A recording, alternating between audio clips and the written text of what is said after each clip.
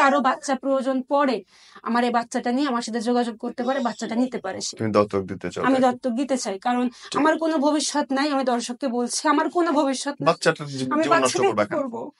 বাচ্চাটার জীবন কেন নষ্ট করবে? এই নিয়ে আমার কাছে অনেক মানুষ আছে, আমি তোমাকে যদি কারো লাগে আমার সাথে প্লিজ যোগাযোগ করবেন, আমি বাচ্চাটা দিয়ে দেবো। আমি বাচ্চা কমেন্ট করেন যদি কারো মুখও দেখতে চাই না, আমি বাচ্চা দিয়ে দেবো। হ্যাঁ, শুধু শুধু ওর জীবন নষ্ট করার না না অধিকার না, তোমার নাই। কখনোই না। হ্যাঁ, যদি কেউ এমন আছে যে ভালো ফ্যামিলি থেকে তাদের বাচ্চা হয় না, সংসার টিকছে না একটা বাচ্চার জন্য, আমার কোনো দাবি দাবা নাই, আপনারা বাচ্চা নিতে পারেন। বাচ্চা আমি নিজে একা জন্ম দিই, আমি কারোর কাছে একগাল ভাতও পাইনি। সিজারে যখন আমি যাই আমার বোন সইটা আমি নিজে দেই। আমার বোন অনেকবার ফোন দাও, তো ফোনটা রিসিভ করে দেখাইছে আপনার মেয়ে হয়েছে দেখেন। তো ওর কানে আজানের ধ্বনি না দিয়ে ওকে বলা হয়েছিল যে তোমার মাকে তালাক দিব, তোমাকে একটা নতুন আম্মু নিয়ে এসে দিব। এত কিছুর পর তুমি আরেকটা বাচ্চা নিয়ে স্বাদ নিলা কোত্থেকে? তোমার এত এত চুলকানি কিসে? সরি, আমি তার মন জয় করতেই পারিনি। মানুষটা একটা কুকুর পাললে একটা কুকুরের প্রতি মায়া হয়, কিন্তু কাঁদে, কুকুরের জন্যও কাঁদে মরে গেল।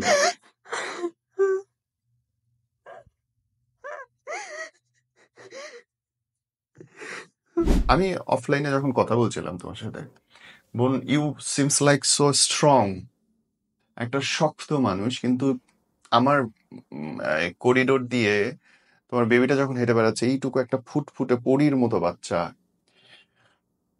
আমি না মিলাইতে পারতেছিলাম না জিনিসটা। আমার কাছে সামহ মনে হচ্ছিল যে এই মানুষটা, যে মানুষটা সামনে বসে আছে, সে একটা আনশেপড কাদামাটি, শক্ত কাদামাটি, যে কাদামাটিটা খুব সুন্দর করে শেপ করা হয় নাই, সুন্দর কোনো আকৃতি দেওয়া হয়নি, সে রোদে পুড়ে যন্ত্রণায় শক্ত খাক হয়ে আছে। আমাকে বলবা কি হইছে ভেতরে? ছোটবেলাটা খুব বেশি একটা বলতে চাই না, ওটা যেমন গেছে থাক। এবং তুমি আমাকে বলছিলে তুমি কাঁদতে চাও না। না না, আমি খুব স্ট্রংলি আসছি যে আমি চোখ দিয়ে এক ফুটও পানি আনতে চাই না। তো আমার আম্মু মারা যায় 2008 সালে, তখন আমার 6 বছর, 6.5 বছর এরকম বয়স। তারপরে বাবার কাছে থাকা হয়, নানুর বাড়িতে থাকা হয় নারায়ণগঞ্জ, মানে খুব আদরে থাকছি। আম্মু যে মারা গেছে এটা আমি ফিল করি নাই যে আমার আম্মু মারা গেছে। ঢাকা পিজিতে 7 মাস ছিল, ব্রেন টিউমার হয়েছিল, কয়েক বছর ট্রিটমেন্ট করা হয় কিন্তু বাঁচে না। 3বার অপারেশন করা হয়। তখন তো ছোট, আমি অতটা বুঝিও না। তারপরে আমার ছোট একটা ভাই আছে, ওর তখন 2.5 বছর বয়স ছিল।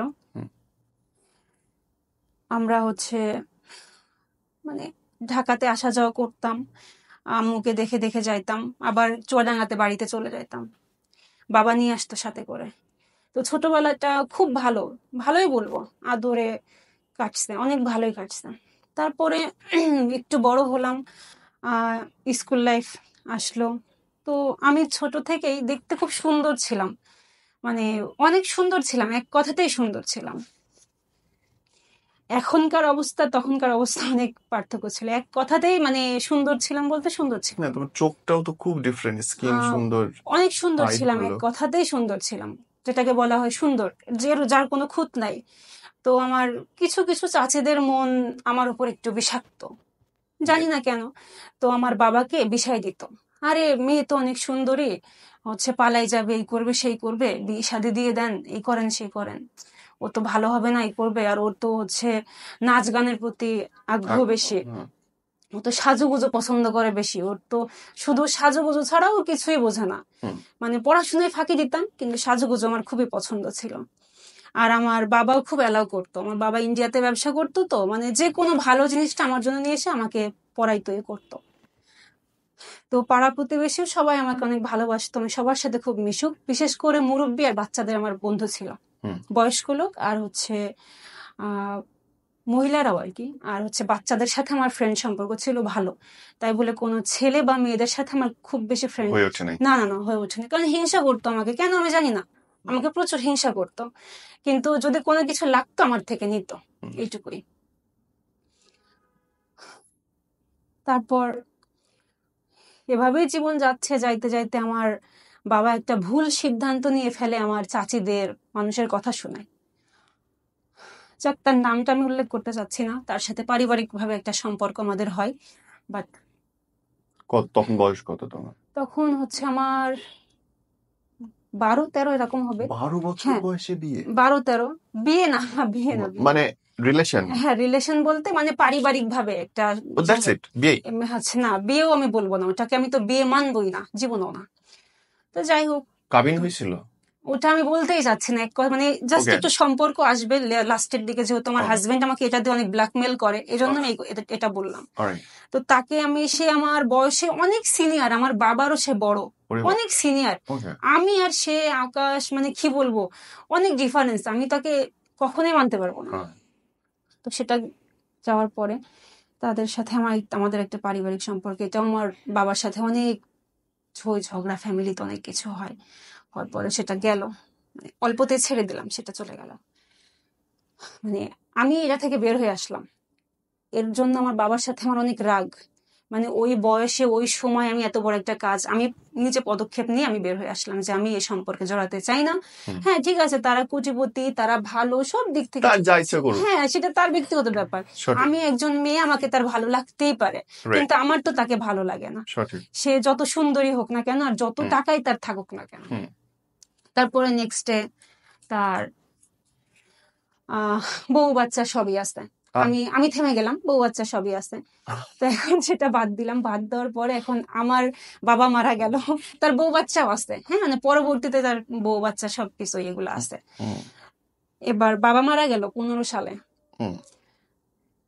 এবার আমার রিলেশন শুরু হলো 16-তে, আমি একটা ফোন পাই হাতে, আমার লাইফে প্রথম আমার জীবনে ফোন আসে, টাচ ফোন। ফোনটা পাওয়াতে পাশের বাড়ির একটা কাকির আইডি অন করেছে, ফেসবুক কি বলছে, ঋতু হচ্ছে টাচ ফোনে না ফেসবুক চালানো যায়, আসো ফেসবুক চালাই। বলছে ফেসবুক, এটা আবার কি, বলছে আসো চালাই। তো ফেসবুক ইউজ করতে করতে একদিন হঠাৎ করে হচ্ছে আমার হাজবেন্ড, ওনার সাথে আমার মানে হচ্ছে কমেন্টসে কথা হয়, আর কোনো মেয়েদের নিয়ে একটা বাজে মন্তব্য করে। তো আমি তখন ওনাকে বলছি, আপনার কি ঘরে ভাই বোন নাই, সরি মা বোন নাই, আপনি এই কথাগুলো বলতেছেন? তো যাই হোক, এভাবে তর্ক বিতর্ক থেকে ওনার সাথে আমার একটা বন্ধুত্ব তৈরি হয়, হওয়াতে 16-17 কন্টিনিউ ওনার সাথে আমার কথাবার্তা, রিলেশন খুব সুন্দর মতো হয়। তো আমি ওনাকে ভালোবেসে ফেলি, মানে ভালোবেসে ফেলা বলতে মানে এতটা গভীরে চলে যায় সেটা আমি নিজেও ভাবতে পারি না। মানে আমার লাইফে আমি বলবো ভালোবাসার ক্ষেত্রে যদি আবেগ না, রিয়েল ভালোবাসার ক্ষেত্রে উনি আমার লাইফে প্রথম পুরুষ। এবার আমি আমার ফ্যামিলি থেকে বিয়ের জন্য, যেহেতু আমি হচ্ছে বড় হয়ে গেছি, আমার বিয়ের জন্য বলতেছে বিয়ে, বা হচ্ছে হয়তো লেখাপড়া করে যাও সুন্দরভাবে, নয়তো বিয়ে শাদী করো, এরকম। তো আমি খুব ডিরেক্ট ভাবে কথা বলতে পছন্দ করি, তখন আমি বললাম আমার তো এই ছেলে পছন্দ, আমি তো এই ছেলেকে বিয়ে করতে চাই। তো ছেলে কি করে? আমি বলছি, ছেলে কি করে আমি তো জানি না। না, ছেলে কি করে আমি জানি না। তো তারপরে আমি জিজ্ঞেস করলাম, আচ্ছা আপনি কি করেন? বলছে আমি তো বিদেশে থাকি, প্রবাসী।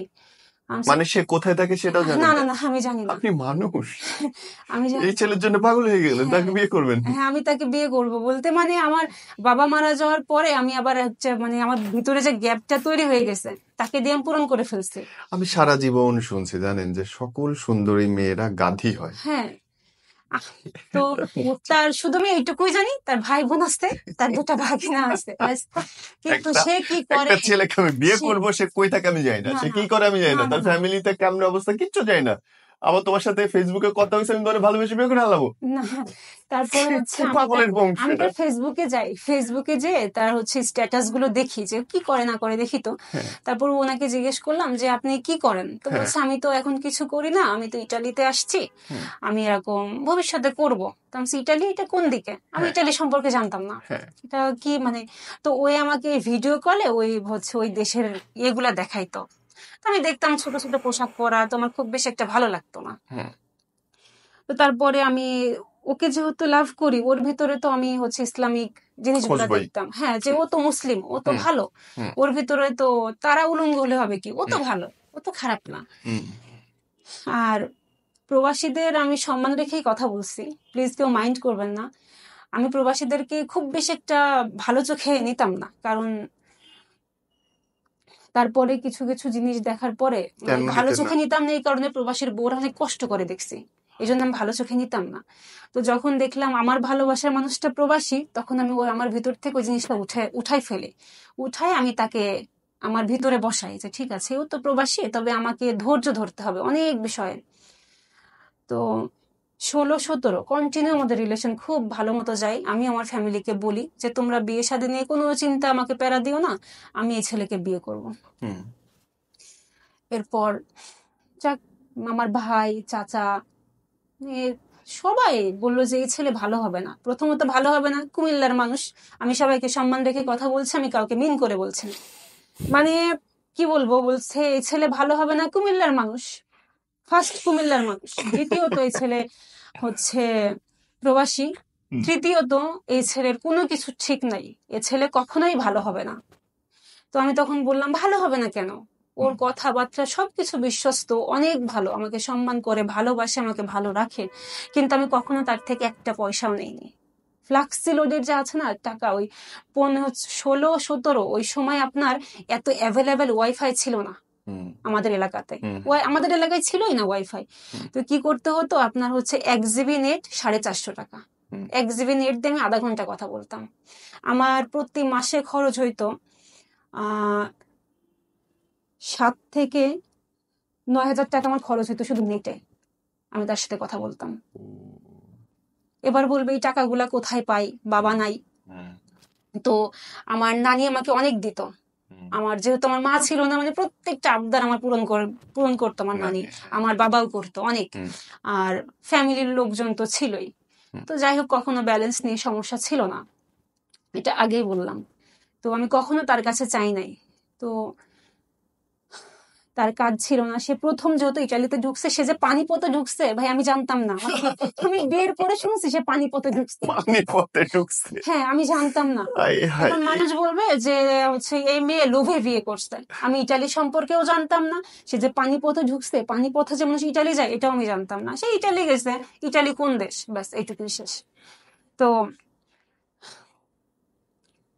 তার সাথে আমার এবার 17-তে সে কোন জায়গায় যেন কাজে যাবে, তো চলে গেল। 17 সালের হচ্ছে ফেব্রুয়ারি না মার্চে চলে গেল। যাওয়ার হুম পরে আর খোঁজ নাই, হুম 6-7 মাস তার কোনো খোঁজ নাই। কি রে, যে মানুষটার সাথে এতক্ষণ কথা বললাম, মানে সে এতদিন কথা বলে আসলাম, হঠাৎ করে সে উধাও হয়ে গেল, অনলাইনে নাই, ফেসবুকে নাই, ইমোতে নাই, কোনো জায়গাতে নাই। হুম আমি তো পাগল হয়ে গেছি যে তারে তো খুঁজে পাচ্ছি না। আমার তো অভ্যাস হয়ে গেছে তার সাথে কথা বলে, তাকে মানে তার সাথে থেকে আমার তো অভ্যাস হয়ে গেছে। আমি তো নিজে তো ভালো থাকি তার সাথে, ভালো থাকি বলতে অনেক ভালো থাকি। আমাকে দরজা নক করে করে বা অনেক বকাঝকা করে করে আমার নোয়ামা, মানে চাচি নোয়ামা বলে, আমাকে খাওয়াইতো, আমার দাদি খাওয়াই দিত। হুম। হাতের নখ নষ্ট হয়ে যায় বলে আমাকে গালে তুলে তুলে খাওয়াই দিত। তো ওইকে আবার হাতে ভিডিও, হ্যাঁ এখন হাতে এখন এই যে হাতের অবস্থা এরকম হয়ে গেছে। এখন তো তাও একটু ভালোই আছে। হায় রে আল্লাহ দে মেয়ে। না, তো আমার চাচিরা বলতো যে দেখো ও কিন্তু অনেক আদরের, ও কিন্তু তোমার সাথে সংসার করে পারবে না, কারণ ও কাজ কর্ম এগুলা তো করেই নাই, আর অনেক আদরের। হুম ও আমার দাদিও বলতো। তারপরে ও চলে গেল, এবার ও নিখোঁজ, আমি ওকে খুঁজে পাচ্ছি না। আমি তো পাগল হয়ে গেছি, কোথায় খুঁজবো তাকে, আমি তো হুম তাকে চিনিও না। হুম পরে 3-4 মাস পর আমি ওর ফেসবুকে যাই, ফেসবুকে যে ওর ভাইয়ের একটা আইডি পাইছি, হুম যে এটা তোর ভাই, একদিন শুনছিলাম আমাকে ছবি দিছিল, ওর বোনের ছবি, ভাগিনাদের ছবিটা ওর ভাই। তো আমি ওনাকে নক করি, তখন ওনারও এত ভালো ফোন ছিল না, হুম ল্যাপটপ, একটা ভাঙাচোরা ল্যাপটপ ছিল, ওখান দিয়ে আর কি মেসেজ বা হচ্ছে কথা মতো বলতো মানুষের সাথে। তো আমি মেসেজ দিছি, অনেক দিছি, কিন্তু কোনো রিপ্লাই পাই না। 1-1.5 মাস পরে একটা রিপ্লাই পাইছি। পাওয়ার পরে তো ওনার সাথে আমার কথা হয়। তখন আমি ওনাকে বলি যে এই নামের এই ছেলেকে চেনে কিনা। বলছে, হ্যাঁ আমি তো চিনি, আমার ভাই, এই সে হাবিজাবি। তখন আমি হচ্ছে ওনার সাথে যোগাযোগ করে, তো ওনার বোনের সাথে আমার কথা হয়, ওনার ফ্যামিলির সাথে কথা হয়, যে আমি তো ফিরোজকে খুঁজে পাচ্ছি না। হুম আর ফিরোজও একটু একটু মনে হয় জানাই রাখছিল ওর ফ্যামিলিকে যে আমি চুয়াডাঙ্গা যশোরের একটা মেয়েকে পছন্দ করি। হুম মানে ওর তো অনেক মেয়ে পছন্দ, অনেক মেয়ে পছন্দ বলতে সব মেয়েরা হচ্ছে আপনার পছন্দ করতে করতে লাস্টে আমি যে টিকছিলাম। এখন আমি তো আর জানি না যে লাস্টে আমি যে টিকছি, আপনি কিছুই জানেন আমি না রে। কিছুই জানি না, আমি শুধু জানি তাকে ভালোবাসি, সে আমার, আমি তাকে ভালোবাসি, তাকে আমি চাই, ব্যাস আমি শান্তি পাবো, এটাই, আমি শান্তি পাবো তাকে পাইলে, এরকম। তো আমি তার বিষয়ে কোনো কিছু, আমাকে যদি কেউ ফোন দিয়ে বা আমার ফ্যামিলি যদি কেউ বলে তার বিষয়ে যে ও এরকম এরকম, আমি মানে ওটা এক কান দিয়ে শুনে আরেক কান দিয়ে বের করতাম, কি বলে আমার ফুপু, কি বলে আমার দাদি, এগুলো আমি কানে নিতাম না। রামপুরাতে আমি দাঁড়ায় আসছি, ও আসলো। আসার পরে ওর বাবাও যেহেতু গাবতলীতে আছে ওর বোনের বাসায়, আমি গেলাম ওখানে। যাওয়ার পরে ওদের সাথে আমার দেখা হয়। হুম তো তখন তো আমি এক কথায় সুন্দরী নায়িকা, হুম এক কথায় নায়িকা। হুম তো আমাকে দেখে তো পুরা ফিদা হওয়ার কথাই, আমি তখন নিজেকে দেখে ফিদা হয়ে যাইতাম। তো আমাকে দেখে তারা পছন্দ করলো। করার পরে ফিরোজকে তখন নক করে, আরে এই মেয়ে তুই কোথায় পাইছিস? মেয়ে তো দেখতে শুনতে সব দিক থেকে সুন্দর, বাবা মা নাই, তো মেয়ে তো তোকে অনেক ভালোবাসে। তো তার বোনের, মানে আমার ননদ, তার ইয়েতে আমার বিয়েটা হয় আর কি, তার জন্যই আমার বিয়েটা হয়। কারণ তার নামটা আমি অবশ্যই আনবো, তার জন্য আমার বিয়েটা হয়। সে তার হচ্ছে ভাইকে কনভিন্স করে যে দেখ, এভাবে হচ্ছে একজন এতিম মেয়ে বা হচ্ছে সে তোকে ভালোবাসে বা ধোকা দেওয়া বা এগুলা করা ঠিক না, হচ্ছে বিয়ে কর। হুম। সে যেহেতু বিয়ে করতে চাই তোকে, তুইও চাইছিস, তাহলে এখন বিয়ে করবি না কেন? তো সে আমার হাজবেন্ড, তিনি তো তখন ফেরেস্তা হয়ে গেছে, মহান হয়ে গেছে, যে আমি কবে কাগজ পাবো, কবে আমার লাইফ ঠিক হবে না হবে, আমি তোরে বিয়ে করব না, এই সেই। কিন্তু সে যে অন্য ঘাটে পানি খাচ্ছে আমি জানি না, আমি মনে করছি সে আমার সত্যি ভালো চাচ্ছে। সে পানি কেমনে খাবে? সে তো গেছেই পানিপথ দিয়ে, সে তো অবশ্যই হলো। তো আমি মনে করছি সে সত্যি আমার ভালো চাচ্ছে, আমাকে হচ্ছে সে আমাকে এমনকি গালাগালিও করছে যে আমি তোকে বিয়ে করবো না, তুই কেন এরকম করছিস, বা তুই বিয়ে শাদী কর, তোর টাকা লাগলে তুই আমার থেকে টাকা নেই, কিন্তু তুই বিয়ে করে সুখে হ, সংসার কর। আমার কোনো ঠিক ঠিকানা নাই রে, আমার জীবনের কোনো ঠিক নাই। আমি সেটা কেমন কথা, আপনার জীবনের কি হয়েছে? আমি তো তখন আরো হাই হতাশ হয়ে গেছি, কিরে ওর জীবন নষ্ট হয়ে গেল, ওর কি হয়েছে? না না না, ওর তো জীবন নষ্ট হতে পারে না, মানে আমি তো মনে করছি সত্যি আমাকে ভালোবাসে, ভালোবেসে মনে হয় সে দূরে চলে যাচ্ছে ফিল্মের, মানে মুভির মতো। তো যাক, তার বোনের রিকোয়েস্টে সবকিছুতে তার বোন আমাদের বিয়ের ব্যবস্থা করে। হুম এবার আমি দেখাশোনা করে মানে আবার আমি বাড়িতে চলে যাই, যেহেতু আমার পরীক্ষা চলে আসে, টেস্ট পরীক্ষা চলে আসে, আমি বাড়িতে চলে যাই, দিয়ে টেস্ট দিই। হচ্ছে দেওয়ার পরে এবার আমি বিয়ে করব। বিয়ের জন্য আবার আমার বাড়ি থেকেও বিয়ের জন্য চাপ দিচ্ছে যে বিয়ে করে ফেল, বা বাবা মা না থাকলে একটা যেটা হয় আর কি, এতদিন বাবা ছিল, একটা মাথার উপর ঢাল ছিল, বাবা যেই মরে গেছে আর এখন আমি মানে সবার কাটা হয়ে গেছে, আন্ডারস্ট্যান্ড মানে আমাকে বিয়ে করতেই হবে যেমনি হোক। এখন আমার টাকা পয়সা যেটাই থাক ওটাও আমার শত্রু হয়ে গেছে।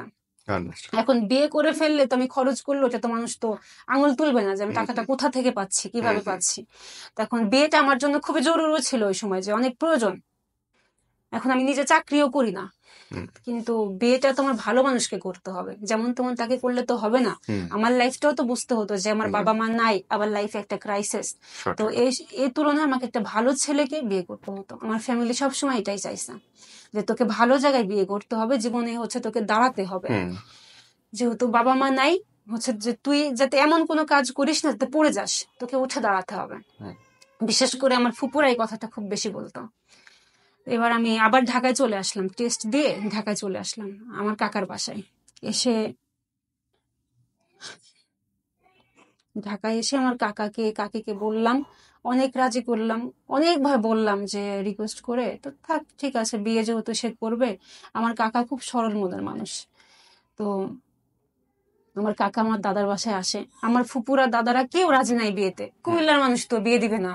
আমি আবেগে আছি, আমি ছোট মানুষ, আমি আবেগে আছি, তাদের কথাই তাই।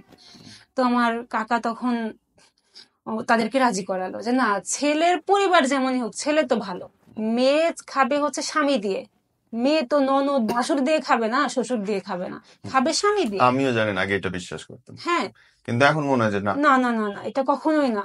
তো তারা শিক্ষিত মানুষরা বুঝ নেওয়ার পরে এবার আমার গ্রাম থেকে একটা চাচা আসে। এখন আমার কথা হচ্ছে, না এবার ছেলের বোন, বাবা ভাই বলল, আপনি বিয়ের পর থেকে যান, ধরেন বিয়ে হয়ে গেল, ঘটনা কইটা বিয়ে হইলো, তারপরে কি কাহিনী মনে হচ্ছে? এই যে যাচ্ছি তো। ওকে। এবার বিয়ে হওয়ার না, এটুকু তো আমাকে বলতেই হবে। এবার বলছে, ঋতু আমরা যেহেতু কেউ যাচ্ছি না তোমাকে দেখতে, বা আংটি পরানোর কোনো কিছু হচ্ছে না, তাহলে এক কাজ করা হোক, তোমার চাচাদেরকে বলো আমাদের বাড়িতে এসে ঘুরে যেতে, কারণ আমাদের গ্রামের মানুষ অনেক সেন্সিটিভ, আসা যাওয়া না করলে, দেখাশোনা না করলে মানুষ অনেক কথা বলবে। তো আমি বলছি, না কোনো খোঁজ খবর নেওয়ার দরকার নেই, আমার তো ভয় জানার মধ্যে, যদি 19-20 কিছু পায়, বিয়ে যদি না দেয়, হুম হুম আমার চাচারা যদি বিয়ে না দেয়, তো আমি চাই না যে তারা যাক, কুমিল্লাতে যাক। পরবর্তী তাদের রিকোয়েস্টে আমার চাচা দুইজন গেল, যে যাই হোক খাওয়া দাওয়া করলো, দেখাশোনা করলো, চলে আসলো। এসে আমি তো খুব ভয়ে আছি, জানলা বিয়ে তো মনে হয় দিবে না। হুম বিয়ে তো দিবে না। তো আমি তো বলেও দিছি, বিয়ে না দিলে আমি মরে যাবো শেষ, এই ছেলের সাথে বিয়ে না দিলে আমি তো জীবন শেষ করে ফেলবো। হুম তো যাক, বিয়ে শাদী হলো। অনেক কষ্টের পরে আমার রামপুরায় বাসা, হচ্ছে আমার দাদার বাসা থেকে আমার বিয়ে হলো। ওকে যাক, আমাদের দিক থেকে সব লোকজন মিলে 60-65 জন লোক হয়ে যায় ফ্যামিলিগত সব কিছু দিয়ে, কারণ এটা তো চুরি করা কাজ না। এবার আমার ননদের ফ্যামিলি থেকে আপনার কেউ আসে না। আমি ফোন দেই, আমার কাকা ফোন দেয়, আমার দাদা ফোন দেয়, সবাই ফোন দেয়, কেউ আসে না। হুম রাত বাজে 9টা 8টা, কেউ আসে না। কি রে, আমি আমার হাজবেন্ডকে ফোন দিচ্ছি, আমি তো বধূ সাজে বসেই আছি, কেউ আসে না, কেউ ফোন ধরে না যে বরযাত্রী কতজন আসবে না আসবে। আমরা বলে দিচ্ছি যে এতজন আসবেন, বলছে না আমরা তো খুব কম মানুষ যাবো, এই 10-12 জন। হুম আসছে মাত্র 6 জন। 2 জন আমার ননদের 2টা বাচ্চা আসছে, আর আমার নন্দাইয়ের একটা বন্ধু, আমার দেবর, ভাসুর আর শ্বশুর, এই কয়টা মানুষ আসছে। তো আমার ফুপুর তখন 10:30টার সময় তারা ঢুকছে বাসার মধ্যে। রাত্রে হ্যাঁ, সাড়ে হ্যাঁ দশটায় 10:30টায় বাসার মধ্যে ঢুকছে তারা। কেউ ফোন ধরে না, কেউ ফোন ধরে না। আর আমার চাচারা তো আমাকে উড়াধুরা বলছে। যে মেয়ে বসে যে বসে আছে শ্বশুর বাড়ি না কারো না খোঁজ না, নেই কাজে এসে বসে বসে আছে, ফ্যামিলি সবাই মানুষজন আছে, এদিকে সবাই খাওয়া দাওয়া করছে, কিন্তু তারা কেউ ফোনই কেউ উঠাচ্ছে না, আরে কেউ না। বাপরে কি দেবর, কি ভাসুর, কি ননদ, মানে আর কি আমার হাজবেন্ড, কেউ ফোন ধরে না। এবার তারা বাসায় একজন আসলো, প্রথম আমার শ্বশুর ঢুকলো, তারপরে আরো 2 জন ঢুকলো, এই করে করে তো 6 জন মানুষ গেল। 6 জন না, যাই হোক, এই মানুষগুলো আসলো, গোনা মানুষ। পরে আমার বড় ফুপু এসে বলছে, ঋতু একটা কথা বলি, 5 জন মানুষ আসতে খাওয়া দাওয়া করে চলে যাক, বিয়ে করিস না, বিয়ে করিস না। 5টা মানুষ আসছে খাওয়া দাওয়া করে। জামাই তো তখন বিদেশ হ্যাঁ, সে বিদেশ। এবার তারাও রুমে আসলো, এবার তাদের ফোন দিয়ে এবার হচ্ছে কাজীর সাথে ফোনে, যেহেতু বিয়ে হবে, তো আপনার ফোনে বিয়েটা আপনার এরকম বিয়ের মতোই হয়, সবকিছু হয় ছেলের বদলে ছেলের একটা ফ্যামিলির কেউ সাক্ষী দিয়ে দেয়, মানে সিগনেচারটা ছেলের বদলে কেউ দিয়ে দেয়, এরকম হয়তো বা। তো এবার আমার ছেলের পক্ষ থেকে লোকজন সব আসলো, 4-5 জন। আসার পরে আমার ননদ তো একটা, সে তো একটা বোন 5 ভাইয়ের, সে আসেনি। সে আসেনি কেন, তার হচ্ছে একজন সাবলেট মহিলা আছে, সেও আসেনি। কিন্তু একটা বিয়েতে তো বিশেষ করে একজন বোন বোন, তো থাকে বোন বোন তো না থাকলে থাকবে। কি বোন না থাকলে তো বিয়ে এবার আমি কেমনে হবে তখন, আমার কাকিরা বলছে, আমার কাকিরা সবাই বলছে, ফুপুরা, যে তোর একটা ননদ, সে কেন আসেনি, এখানে কোনো ঘ্যানটা গাড়ি আছে, অবশ্যই এখানে কিছু পেঁয়াজ আছে যেটা ওরা লুকাচ্ছে, বিয়ে তুই করিস না, চলে যাক তারা। আনছে না, ওদেরকে অপমান করে তারাই দেব। এবার কাবিন কি, কাবিন কি আমি বুঝি না, কাবিন কি। এবার ওরা বলছে হচ্ছে, আমার ফ্যামিলি বলছে কাবিন 5 লাখ হোক, হুম কাবিনটা তো ম্যাটার না, কিন্তু 5 লাখ দেওয়া থাক। তো ওরা বলছে না, 5 লাখ না, হচ্ছে কাবিন হবে 1 লাখ বা 2 লাখ। তো যাই হোক, গেল। তো এই নিয়ে অনেক ঝামেলা হলো। এবার এসে বলছে, মেয়ে বলছে 2 লাখ কাবিন করতে, আপনারা কেমনে বলেন 5 লাখ বা 4 লাখ করতে। আমার সাথে কিন্তু এই কাবিন নিয়ে কথাই হয়নি, কারণ এটা তো ফ্যামিলি দেখবে, আমি কেন দেখতে যাব। এবার আমার চাচা আমার দিকে আসলে, তুই বেশি পাক না, তুই বেশি বুঝিস, এর ফল তোকে দিতে হবে, তুই যে বেশি বুঝিস এর ফল তোকে দিতে হবে। আমি বলছি, কেন, কি হয়েছে আবার। তো বিয়ের দিনও বকাবকি শুনলাম। তো আমার হাজবেন্ডের সাথে যে আমি ভিডিও কলে কথা বলবো, তো যাই হোক, তাকে ভিডিও কলে দেখছি যে আমাকে ডাইনিং রুমে নিয়ে গেল, বিয়ে পড়ানো হচ্ছে খুব সুন্দরভাবে, সবাই আছে সে জায়গায়, ভালোভাবে বিয়ে হচ্ছে। তো তাকে বলা হচ্ছে, কাজী বলছে আমার দাদাকে দিয়ে, আমার দাদাকে যেহেতু সাক্ষী রাখছে, যে বলো আলহামদুলিল্লাহ কবুল। সে বলছে কবুল, বলছে বলো আলহামদুলিল্লাহ কবুল, সে বলছে কবুল। মানে কবুলটা তার কাছে হচ্ছে ফেক, এমন করে বলছে। তোমার দাদা জিনিসটা খুব মাইন্ডে নিছে, নিয়ে একটু ধমক দিয়ে বলছে, তোমাকে বারবার বলছে বলো আলহামদুলিল্লাহ কবুল বলতে, তুমি একই কথা বারবার বলছো। আমার দাদা একটু ধমক দিয়ে তাকে বলছে কথাটা। তারপরে সে মনে হয় বলছে যে আলহামদুলিল্লাহ কবুল, মানে আলহামদুলিল্লাহ সে কথাটা তুলতেই চাচ্ছেন। যাই হোক, তার ওখানেও ফ্রেন্ড সার্কেল ছিল। বিয়ে কমপ্লিট হলো, হওয়ার পরে এখন আমাকে তো নিয়ে যাওয়ার জন্য এখন বলছে যে, ও আমাকে বলছে যে, হচ্ছে আমার দাদারা বলছে তুই কি যাবি না বাসায় থাকবি, যাওয়ার দরকার নাই, গাবদুলিতে যাইতে হবে না, মানে ননদের বাসায় নিয়ে যাবে, শ্বশুর বাড়িতে নিবে না আমাকে। হুম মানে কুমিল্লা বলতে এটা মেন কুমিল্লা না, আপনার হচ্ছে মেঘনার পরে। মেঘনার পরে বুঝতে হ্যাঁ পারছি হ্যাঁ, মেন কুমিল্লা না, এটা হুম আপনার নদীর চরে বাড়ি আর কি, 150 হুম ঘর আছে। তো আমাকে ওখানে নিবে না। তো ননদের বাসায় আচ্ছা নিয়ে গেল, ঠিক আছে, ওখানে গেলাম। যাওয়ার পরে এবার বরণ চরণ তো কিছুই না, অনেক তেলাপোকা গেটের, মানে হচ্ছে সিঁড়ির মধ্যে অনেক তেলাপোকা। ওই তেলাপোকা দেখে আমি ভয়ে চিৎকার দিয়ে উঠছি, অনেক তেলাপোকা, আমি তো একটা দেখলেই তো ওখানে শেষ। আর ওখানে আপনার না হলে 20-25টা তেলাপোকা। তো ওখান থেকে আমার একটা ভয়, ওই তেলা পোকায় আমার জীবনে ভয় ঢুকাই দিছে। কই আসলাম। হ্যাঁ, ওই তেলা পোকায় আমার ভয় ঢুকাই দিছে। এবার গেট খুললো, আমার ননদ দরজা খুললো, খুলে আমার নন্দে বলছে বরণ করো, ঋতুকে বরণ করো। বলছে কিসের বরণ করবো এখন, বাড়িতে না বরণ হবে, এখানে তো বরণ হবে না। তো যাক গেল সেটা। রুমে ঢুকলাম, রুমে ঢুকে ফ্রেশ ট্রেশ হয়ে এবার শুতে যাব। আমার ননদের সাথে আমরা সবাই শুইলাম একই রুমে। শোয়ার পরে এবার আমি আমার হাজবেন্ডকে একটু ফোন দিলাম, সে তো আমাকে ফোন দিলই না, আর আমি তাকে কল করলাম বেলকুনিতে যায়। বুঝছে কি সমস্যা, ফোন দিছিস কেন, ঘুমা যা। আমি তো অবাক হয়ে গেছি, সুন্দর বাসর রাত। আমি ফোন দিয়ে হ্যালো বলার আগে বলছে কি সমস্যা, যা ঘুমা। কি সমস্যা মানে, ওই জিনিসটা আমার সারা রাত আমি চিন্তা করছি যে এটা কোন ধরনের বিহেভিয়ার, মানে এটা কি বললো সে, ওটাই আমি চিন্তা করতেছি। আচ্ছা গেল এই বিয়ের দিন থেকে আমি তার এই ঝগড়া তো আগে করতোই, মানে বাদে বিয়ের 1 সপ্তাহ আগে ঝগড়া আমার সাথে ভালোই করছে এই হাবিজাবি নিয়ে। আপনি আমাকে ইয়েটা বলেন তো, জামাইয়ের সঙ্গে প্রথম দেখা কত? প্রথম দেখা, হ্যাঁ এই যে আসছি। এবার এইভাবে কিন্তু শ্বশুর বাড়ির ক্রাইসিসটা না বললে তুমি শান্তি পাবো না। বলেন। এই অত্যাচার গুলা বলবো না আমি, এগুলা বলার জন্য তো আসছি যে শুধু হাজবেন্ডের কথা না। এবার হাজবেন্ড আমাকে এই তুচ্ছ করলো, করার পরে যে এক সকাল আসলো। এবার সকালে কি হবে, নাস্তা পানি করলাম, আমরা খাইলাম। খাওয়ার পরে এবার আমার কাকারা তো নিতে আসবে। এবার আমি তো চাচ্ছি যে আমার দেবর আমাকে দিয়ে আসুক, বা তাদের কোনো ইয়ে নাই। তো এখন আমার ননদ বলছে তোমার কাকাকে আর তোমার কাকারে বলো এসে তোমাকে নিয়ে যাইতে, তাদের 4-5 জনকে আসতে বলো। তো আমি 4-5 জন আসা মানে তো সে আমার হাজবেন্ডেরই খরচটা হবে। থাক, এত মানুষ আসার দরকার নেই, থাক এত খরচ করার দরকার নেই। কারণ বিয়েতে বলে 2.5 লাখ টাকা খরচ করছে, আমাকে দিয়েছে একটা 2300 টাকা দামের শাড়ি, ফুটপথের 1 জোড়া জুতা, আর ফুটপথের একটা আপনার লাগেজ, ছোট্ট লাগেজ, যেটা আমি কখনো ইউজ করি নাই আমার বিয়ের আগে। থাক, আমি ওটা আর বলতে চাই না। আর কসমেটিক্স এর কথা তো বাদে দিলাম, যে ফেস পাউডার আমি কখনো আমার ফেসেই লাগাই না, আর লিপস্টিক তো আমি ধরবই না। যাক, দিয়ে আমাকে বললো যে 2.5 লক্ষ টাকার কসমেটিক্স মাল আমাকে দেওয়া হয়েছে, 2.5 লক্ষ টাকার। আর সেগুলা বিয়ের দিন আমার ফুপু আর কাকিরা চুরি করে দিছে। আমাকে এই এক্সাম দেওয়া হলো, আমার ফুপুরা মানে কি বলবো, বছরে তারা 2বার যায় দেশের বাইরে ঘুরতে, তারা কোটিপতি। আমি ফকির ঠিক আছে, তারা কোটিপতি।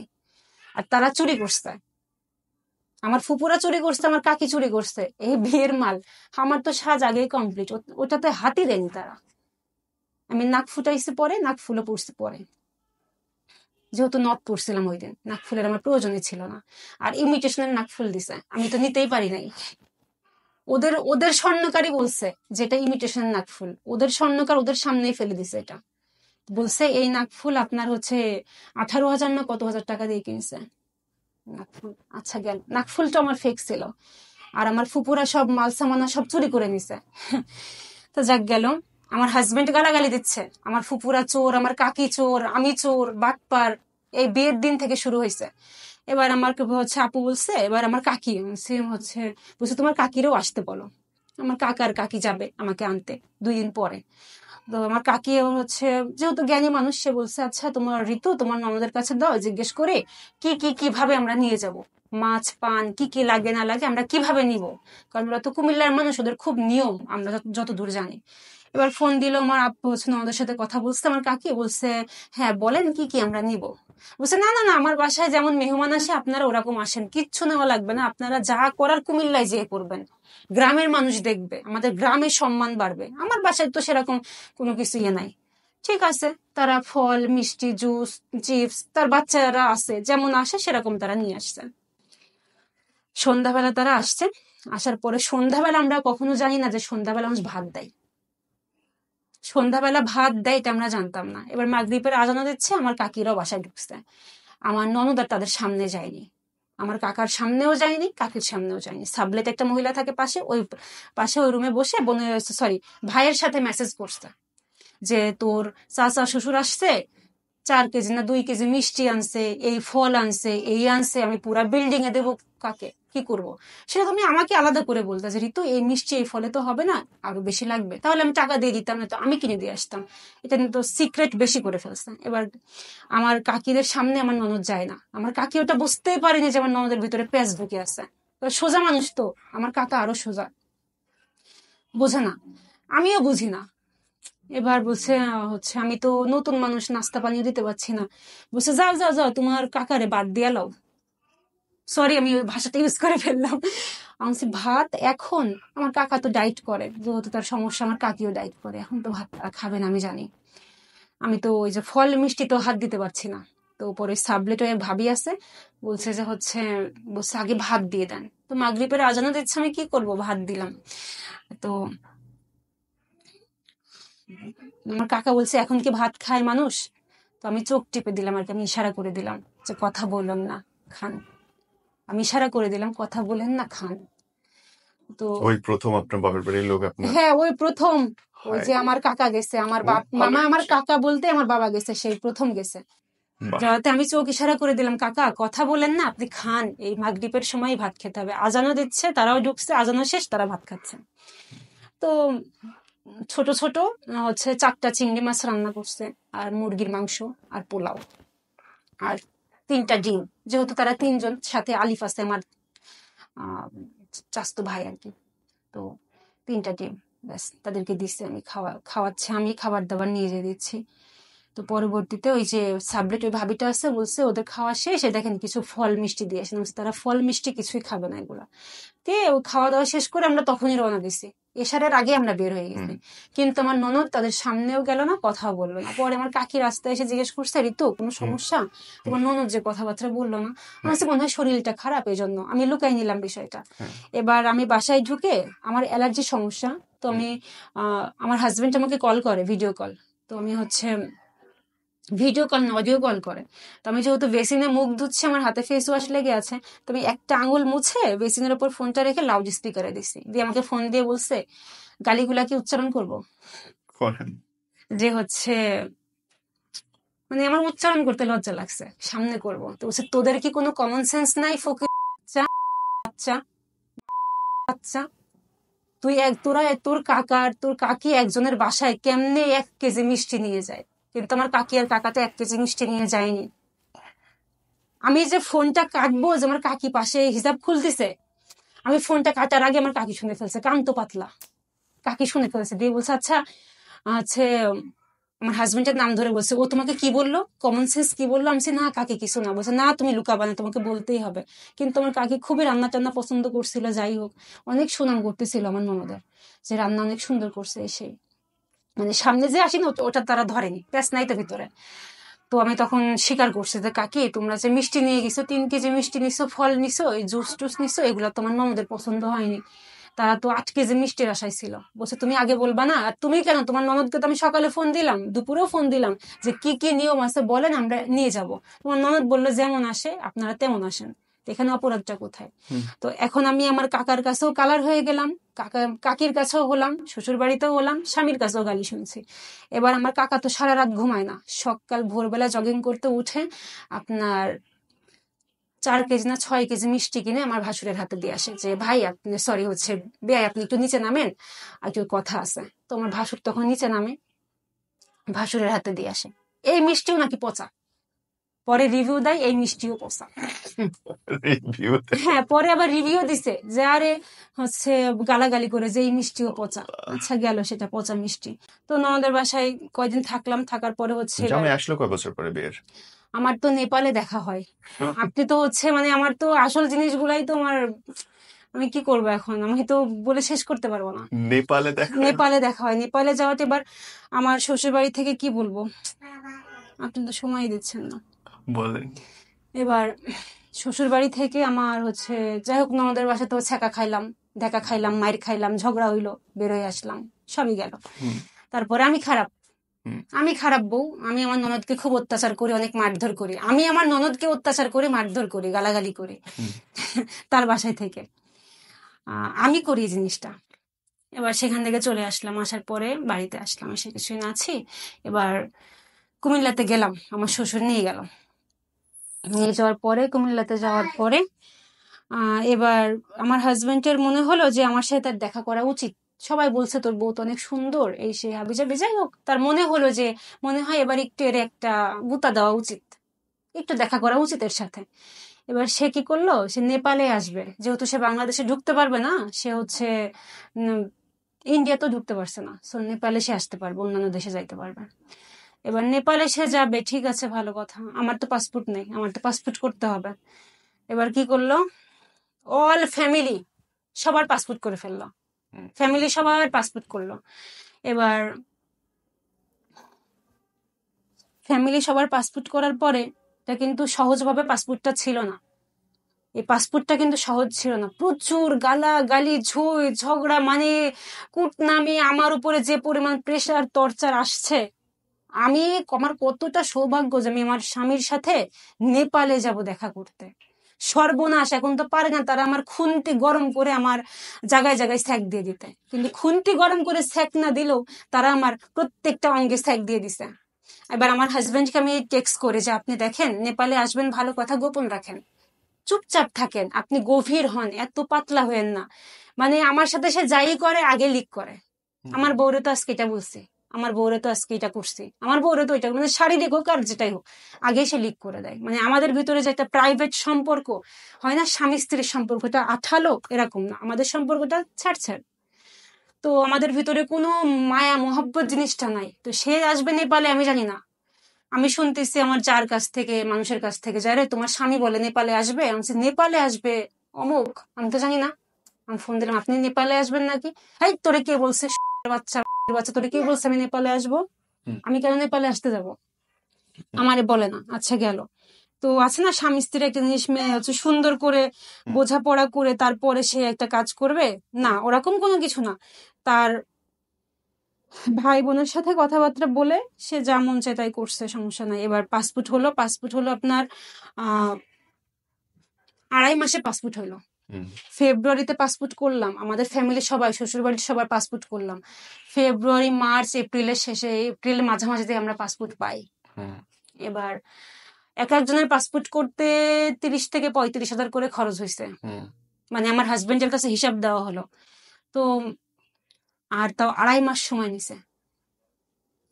তো যেটা যেহেতু 5 বছর আগে, আর এখন আমার হচ্ছে ভাসুরের ছেলের পাসপোর্ট করলো 13 দিনের মধ্যে, 7,500 টাকার পাসপোর্ট 13 দিনের মধ্যে হয়ে গেল। তো এই জিনিসটা আমার মাথায় ঢুকলো আর কি, তখনই ঢুকছিল বিষয়টা, কিন্তু আমার হাজবেন্ড নেয়নি। এবার গেলাম, অনেক কষ্ট, মার দৌড়, মানে গালাগালি, ঝই ঝগড়া যা আছে না, হাজবেন্ডের সাথে দেখা করবো, একটু প্রিপারেশন নেবো, আমি স্কিন কেয়ার করব। কিসের স্কিন কেয়ার, আমার স্কিন হয়ে গেল শুষ্ক, না খাইতে না খাইতে মানে স্কিন হয়ে গেল শুষ্ক।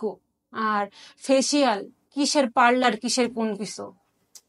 উঠলাম ওই যে কুমিল্লা থেকে, মানে আমার শ্বশুর বাড়ি থেকে যায় ননদের বাসায়, কারণ ননদের বাসা থেকে আপনার হচ্ছে তাদের সাথে করে তো যেতে হবে আমাকে নেপালে, তার সাথে দেখা করতে হলে। গেলাম নেপালে, কিছু কাহিনীগুলো বলতে পারলাম না, এটা আমার খুব খারাপ লাগছে যে নেপালে গেলাম, অনেক কষ্টের পরেও আমি নেপালে গেলাম। যাওয়ার পরে এবার ওই যে আপনার হচ্ছে যে এয়ারপোর্টের মধ্যে যে ইয়েগুলা থাকে না, যে ব্যাগ, হ্যাঁ ট্রলিগুলা, ব্যাগ ট্যাগ গুলা নেয়, এটা 2জন পুরুষ মানুষ আছে আমার সাথে, কিন্তু ওই ট্রলিটা আমি ইউজ করতেছি, আমি নিয়ে যাচ্ছি, ভেরি গুড। আমি নিয়ে যাচ্ছি 5-6টা ব্যাগ ট্যাগ দিয়ে আমি নিয়ে যাচ্ছি। আর আমার নন্দাই হলো হিরো, আমার শ্বশুর হলো আলম, এই 2জন আমার ইয়ে। তো এবার নেপালে পৌঁছালাম, নেপালে পৌঁছায় আমার হাজবেন্ডের মুখটা আমি দেখবো কি, আমার তো দেখার সময় নাই।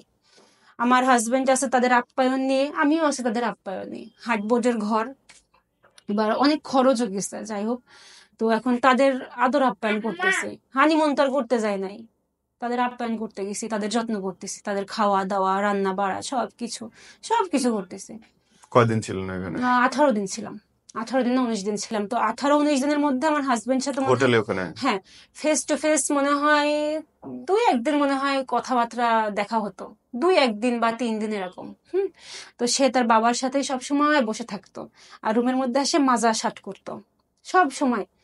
তো আমি একদিন বলতেছি যে আমার খুব রাগ হয়ে গেছে, 15 দিন হয়ে গেছে, আমি বলছি নেপালে আসে কি মানুষ রুমের মধ্যে বসে থাকার জন্য? নেপালে আসছে, আমি কি সবাইকে গল্প করবো না যে নেপালে আসছে, এগুলা দেখছি, এটা করছি, আমি আজকে বের হবই, আজকে আমি বের হবই, থাক আপনার আব্বা, সমস্যা নাই। তো আমার শ্বশুর, তো আমি তো জিন্স নিয়ে গেছি যে আমি জিন্স পরবো, তার সাথে ঘুরবো, কারণ তো আমার শ্বশুরের মধ্যে ওই জিনিসটা যায় না যে আমার ছেলের বউ তারা একটু একাকিত্ব থাকবে বা এই সেই, সেও মানে শুরু করে। যাই হোক, গেলাম, এবার আমি বলতেছি আচ্ছা এক কাজ করি, আব্বাকে আজকে মসজিদে দিয়ে আসি চলেন। বুঝতে এখানে মসজিদ পাবা কোথায়, আমসে আছে চলেন। কিন্তু আমার তো দরকার আমার স্বামী, আমার স্বামীর সাথে আমার সময় কাটাতে হবে যেমনিই হোক। তো আমি তো কোনো বই বা তখন আমার হাতে ফোনও ছিল না, ফোনটা আমার ননদের সাথে রাগারাগি করে আমি ভেঙে ফেলছিলাম। ওই পাসপোর্ট অফিস থেকে কেন আমাকে ফোন দিয়ে বলছে যে আপনার পাসপোর্ট হয়ে গেছে নিয়ে যাবেন, পাসপোর্ট অফিসের ওই লোকের সাথে আমার সম্পর্ক আছে, অবৈধ সম্পর্ক আছে। না হলে কেন আমারে ফোন দিয়ে বললো আপনার পাসপোর্ট হয়ে গেছে ম্যাম আপনি নিয়ে যাবেন এসে। আর মানে ওরা দূরা আমাকে গালাগালি শুরু করে দিয়েছে। আমি তোর আগে ফোন ভেঙে ফেলছি, আমি খুব ভাঙচুর করতাম। তো সেটা শেষ গেল, অনেক ক্রাইসিসের মধ্যে দিয়ে গেলাম। নেপালে শেষমেশ স্বামীর মুখটা দেখতে পারলাম, কিন্তু স্বামী তো কাছে পাই না। তো রাতে এবার শোবো, সেরির টাইম। তো আমি বলতাম যে রাতে যখন শোবো আমরা একবারে রান্না টান্না করে খাবার দাবার আব্বারটা মাথার কাছে দিয়ে যাব, আমরা হচ্ছে অ্যালার্ম দিয়ে রাখবো, আব্বার খাবার দিয়ে দেবো যে আব্বা খেয়ে নেন বা এসে। বলতো না না না, আমার আব্বা তো গরম গরম খায়। কিন্তু আমি তো বাড়িতে দেখছি তো গরম গরম খাই না, ওদের বাড়িতে তো গ্যাস নাই কিছুই নাই, পাতা দিয়ে রান্না করতো, খড়ি দিয়ে রান্না করতো। আমি তো এগুলা দেখে আসছি, আচ্ছা ঠিক আছে গরম গরম খাই। তো রাত 1টার সময় উঠে আমরা জামাই বউ রান্না করতাম, 3 তলাতে 2 তলাতে রান্না করে খাওয়ানো হতো। তো তারপরেও আমার শ্বশুর কখনো বলেনি যে তোমরা এত রাতে উঠে রান্না টান্না করো না, বা সে তো এটা পুরুষ মানুষ, সে তো বোঝে যে সময়টা গ্যাপ চলে গেল। সো হয়ে গেল ফজরের সময়, সকাল, তো সকালবেলা তোর ঘুম আসে না, তখন ওর বাবার সাথে বসে থাকতো, আমি রুমের মধ্যে বসে থাকতাম, শেষ। আর ওর দুলাভাই 9 দিন থেকে স্বামীর কাছেই বাসা হয়ে না গেল। না না না, স্বামীর কাছে কি, স্বামীর মাথায় হাত বোলাবো, স্বামীর জোড়ায় ধরবো, স্বামীর সাথে একটু ইয়ে করবো, না এসব কোনো কিছু না। কোনো রোমান্স না নাই, না না, কোনো রোমান্স কোনো নেই। শারীরিক সম্পর্ক নাই। শারীরিক সম্পর্ক হয়তো বা 2-1বার হয়েছে, বাট তাও তার কাছে যাইতে আমার ভয় লাগতো। তো তাও আমার অনেক কথা বলছে যে আমি নাকি এমন সেমন, অনেক কিছু সে আমাকে বলছে। যাই হোক, তো তার কাছ সাথে যে আমি যে একটু ফ্রি হব, ফোনে যতই ফ্রি হই না কেন, তো তার সাথে তো আমি ফ্রি হতে পারি নাই ফেস টু ফেস। তো তাকে, আর সে তো পাহাড়ের মতো মানুষ, তাকে দেখলে এমনি ভয় লাগে আমার। বড় সড়ো। তাকে দেখলে মানে ফোনে আমি খুব ঝগড়া করতে পারি, কিন্তু তাকে ফেস টু ফেস দেখলে আমি ভয়ে কাঁপি, আমার খুবই ভয় লাগে। আমি সামনাসামনি কিছু বলতে পারি না, ফোনে উড়া দুরা যতই দিই সামনে পারি না। আর স্বামী তো স্বামী, তারে তো আর কিছু বলা যায় না সামনাসামনি। তো যাই হোক, শ্বশুরের সেবা যত্ন করে এবার হচ্ছে আমরা আর ঘুরতে মুড়তে পারলাম না, হানিমুন আমাদের ওখানেই গ্যাপ হয়ে গেল, ওই হানিমুন গেল। তো আমরা এবার, ও বলতেছে কবে আমি ইটালি যাব, আর আমি বলছি কবে আমি হচ্ছে দেশে যাব, আমার আর ভালো লাগছে না, অস্থির লেগে গেছে আমার, মানে অশান্তি লেগে গেছে। এই রুম, এই বাথরুম আর উপরের রান্নাঘর, এই হচ্ছে আমাদের হানিমুন। তো রান্না করা লাগবে কেন, হোটেলে থাকলে না হচ্ছে আমরা রান্না করে খাইতাম, ওরা তো বেধর্মী, তো আমি খাইতে পারতাম না, তো ওদের রান্না খাইতে পারতাম না। তো আমার হাজবেন্ড রান্না করতো, আমরা একসাথে করা হতো, আমাকে দিত না, ওই করতো।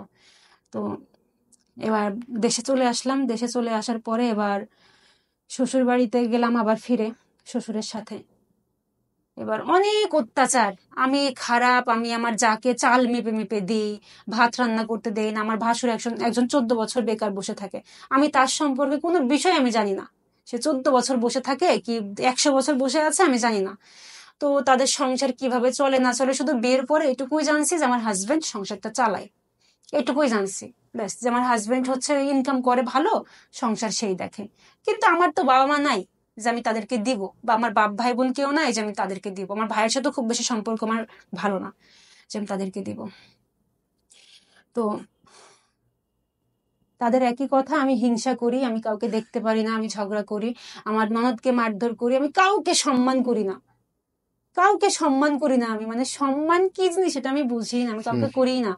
তো এই নিয়ে আমার শ্বশুর বাড়িতে অনেক গালাগালি, ঝই ঝগড়া, মানে এমন কোনো দিন নাই আর রাত নাই যে গালি না দিয়ে আর ঝগড়া না হয়ে আমাকে ভাত দিছে, এমন কোনো দিন ছিল না। আর ননদের প্যারা তো আছে, আমি ওনার কাছে জীবনও ভালো হতে পারিনি, আমার ননদের কাছে আমি জীবনও ভালো হতে ও পারি কোনো বই ভালো না। না, কখনোই না। কিন্তু আমার হাজবেন্ড এবার কি করলো, আমার হাজবেন্ডের সাথে আমার কিন্তু সম্পর্ক ভালো না, বিয়ের দিন থেকে সম্পর্ক ভালো না, তার সাথে আমার কথা হয় না, বিয়ের দিন থেকে তার সাথে আমার কথা হয় না, কথা অফ।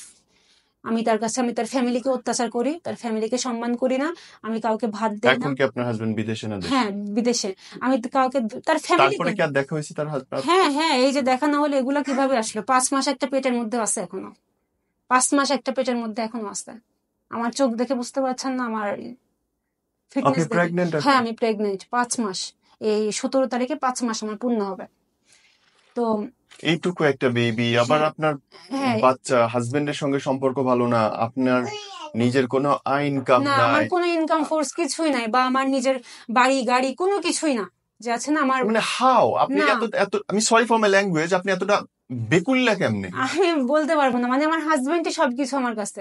এই যে এতগুলা অত্যাচার, তারা এমন কি যে ফ্যামিলির সবাই তোমাকে অত্যাচার করছেই, আমি আমি কিন্তু কখনো আমার পরিবারের কাছে স্বীকার করতে পারিনি, আজকে এসে মিডিয়াতে বলছি। কিন্তু আমার স্বামী সম্পর্কে, আমার শ্বশুর বাড়ি সম্পর্কে আমি কখনো স্বীকার করতে পারি নাই যে দাদা বা দাদি বা ফুপু, আমি তো ঠকে গেছি। আমি তো বুঝতে পারিনি বিষয়টা। আমার ফুপু, আমার বড় ফুপু, আমার হাজবেন্ডের লাইফ স্টাইল আমাকে একদম বইয়ের মতো পড়ে দিছিল, যে শোন, তুই যে আজকে বিয়ে করছিস না, এই ছেলে তোর সাথে এটা করবে, এই ছেলে তোর সাথে এটা করবে, এই ছেলে তোকে এইভাবে ধোকা দেবে, আর তোকে এইভাবে রাস্তায় রাস্তায় দিন কাটাতে হবে। আমার বড় ফুপু একদম সুন্দর করে আমাকে বুঝাই দিছিল। তাই তো সেই হচ্ছে। সেই কথাগুলো আমার এখনো কানে সবসময় বাজে।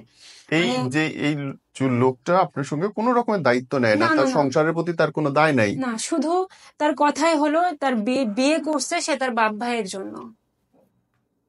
আমি বুঝলাম না বিষয়টা। তো আমার ভাসুর একদিন বললো, শোন, তোর বউ যেহেতু এত খারাপ, এত সমস্যা, তুই এক কাজ কর, তোর বউ তোর নিজের কাছে 6 মাস রাখ, হুম। 6 মাস রেখে দে। আমার ভাসুর এই কথাটা বললো, মানে তারা ঝগড়া করছে, মারামারি যাই করুক, আমার ভাসুর এই কথাটা বললো, মানে ভাইয়ের কাছে তো ভালো থাকতে হবে।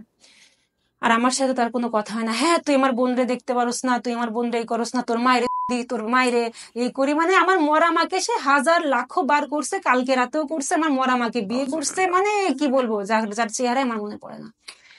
আর তার তালাকের হিস্ট্রিটা কি বলবো, আমার ভাসুর তালাক দেয়, আমার দেবর তালাক দেয়, কাকে? আমাকে আমাকে আমার শ্বশুর তালাক দেয়।